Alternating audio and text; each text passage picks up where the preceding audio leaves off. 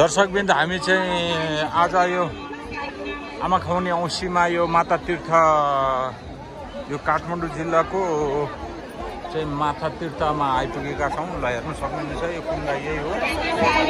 यहाँ आफ्नो आमाको नाममा आमा नभएकाहरूले चाहिँ यहाँ यसरी आएर यहाँ पूजाआजा गर्ने र बत्ती बाल्ने चलन रहेको छ। र पहिला कुण्डको यो के शक्ति थियो अरे भनेदेखि पहिला बितेको आमालाई यो कुण्डमा आउँदाखेरि आफ्नो आमा छर्लङ्ग देखिएको र त्यो बच्चा त्यसैमा हामफालेको त्यो आमा भनेर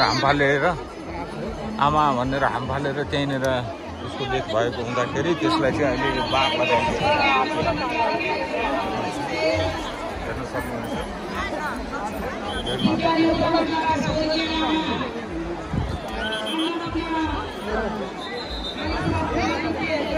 डाँडा डाँडामा हेर्न सक्नुहुनेछ यसरी आमाको निम्ति आएको छ। र म पनि हो, मेरो आमा पनि बित्नु भएको हुनुमा, त्यही भएर म आमाको नाममा बत्ती बाल्न आएको।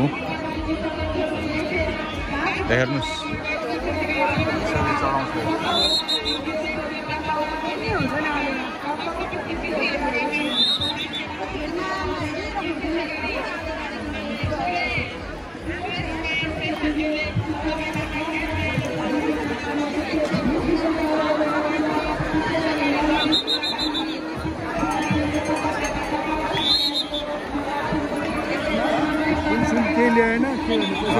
पैसै चढाइदिने अब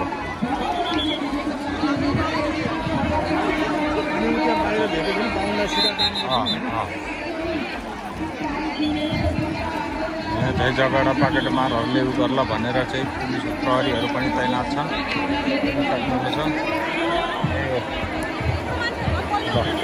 कुण्डभरि आउने बाटो थिएन, हामी बल्ल बल्ल बल्ल छड्के बाटोबाट हामी आयौँ यसरी।